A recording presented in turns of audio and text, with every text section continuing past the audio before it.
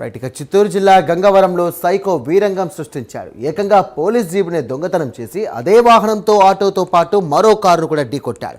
ఈ ఘటనలో పలువురికి తీవ్ర గాయాలయ్యాయి. ఇక ప్రజలు తిరుగుబడడంతో సైకో చెరువులో దూకేశాడు. దీంతో అతి కష్టం మీద సైకోను పోలీసులు బంధించారు.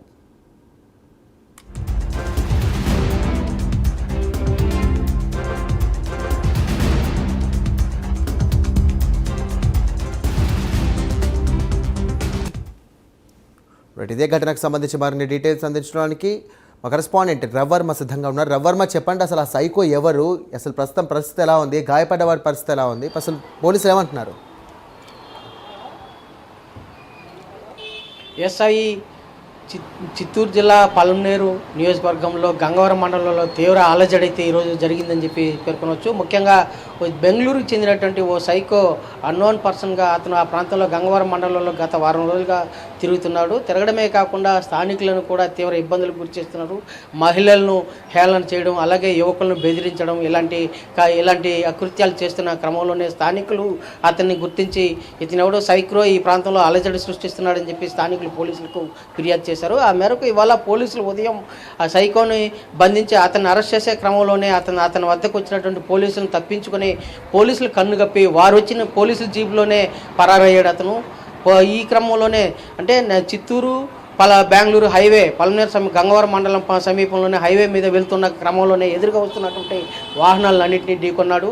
దాదాపు టమాటా వాహనం పూర్తిగా ధ్వంసమైంది. అలాగే ఓ ఆటోను ఢీకొన్నాడు. ఆటోలో ప్రయాణిస్తున్నటువంటి 4 ప్రయాణికులు గాయపడ్డారు. అలాగే ఎదురుగా వస్తున్నటువంటి తిరుమల దర్శనార్థం బెంగళూరు నుంచి తిరుమలకు వస్తున్నటువంటి ప్రయాణికుల కారు ఇన్నోవా కారును కూడా ఢీకొన్నాడు. దాంట్లో 3 కూడా తీవ్ర గాయాలయ్యాయి. వాళ్ళందరూ కూడా పలమనేరు ప్రభుత్వ ఆసుపత్రిలో చికిత్స పొందుతున్నారు. అయితే ఇన్నోవా కారును ఢీకొనడంతోనే ఒక్కసారిగా వాహనం పక్క కొరిగింది. దీంతో అక్కడి నుంచి పోలీసులు కన్నులు కప్పి తప్పించుకునేందుకు చెరువులోకి దిగినటువంటి ఆగంతకుడు తీవ్ర చెరువు చుట్టుపక్కల స్థానికులందరూ కూడా గుమికూడడంతోనే చెరువులోనే ఉండిపోయాడు.